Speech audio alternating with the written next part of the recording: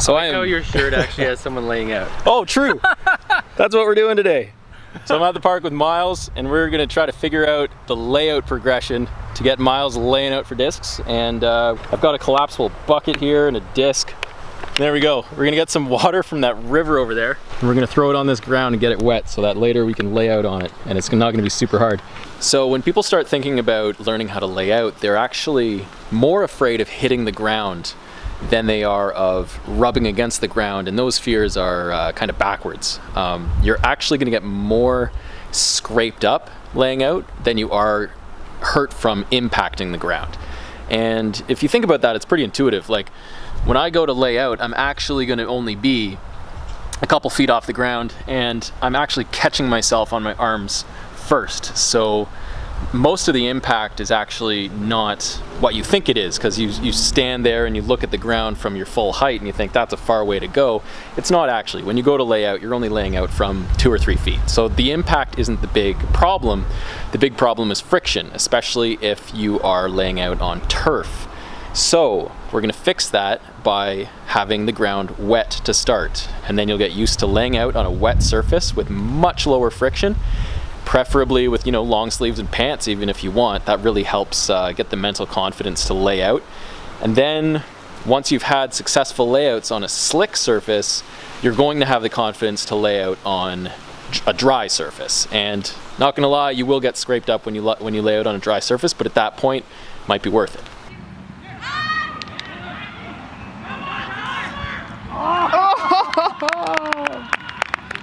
Did you get? So I'm on my knees.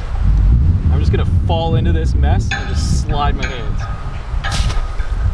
So you're just committing. Yeah, that's it. We're gonna elevate sort of from our knees a little bit, just onto our feet. And from this full squat position, we're just gonna let ourselves fall forward. Same thing's gonna happen. We're gonna catch our weight on the heels of our hands, shoot our hands forward, and we're also gonna try to arch and catch more of our weight on our bellies, because the soft parts of our bodies don't hurt. The hard parts, like our hips, our ribs, that stuff hurts. So we wanna try to get our back arched and our legs up. Like, that's the idea. We're slowing it down, but it's still gonna be the mechanics of a full dive, where say you're running,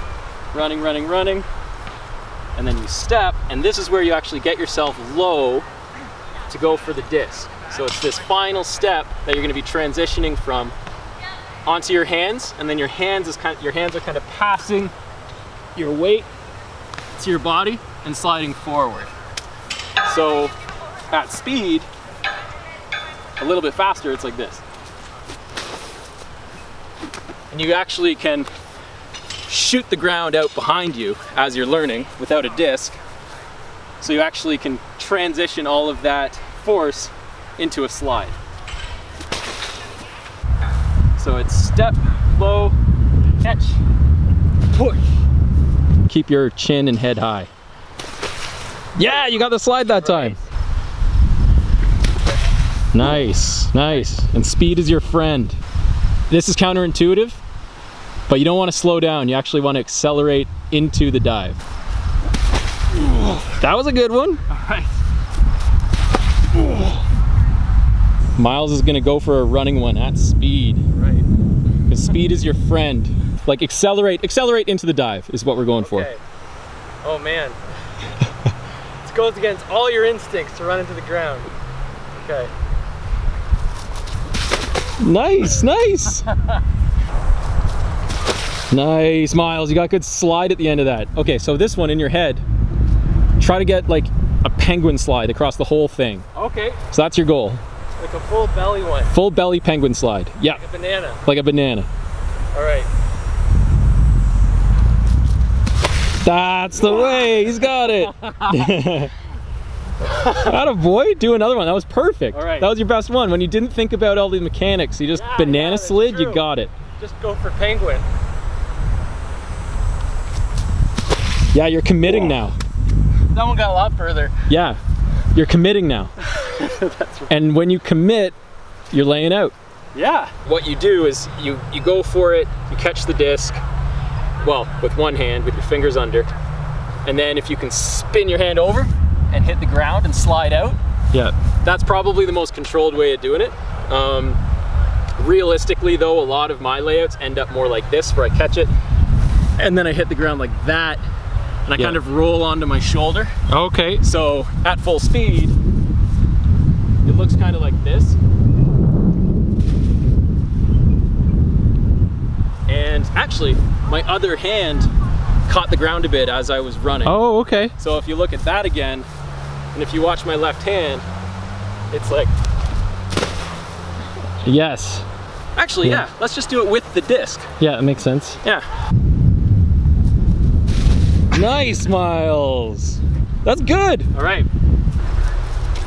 Attaboy. So Miles just made a really good point about how in our first couple efforts, we were square to the ground, which is a much safer way of hitting the ground, because you can absorb the ground symmetrically on your stomach, but the moment you turn, your hip bone is going to start hitting the ground, your ribs are going to start hitting the ground, you're going to get more scraped up.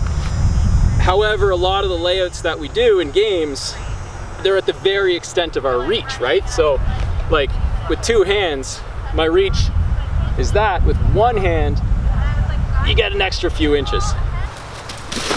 Nice, man. In these ones, I'm gonna come running.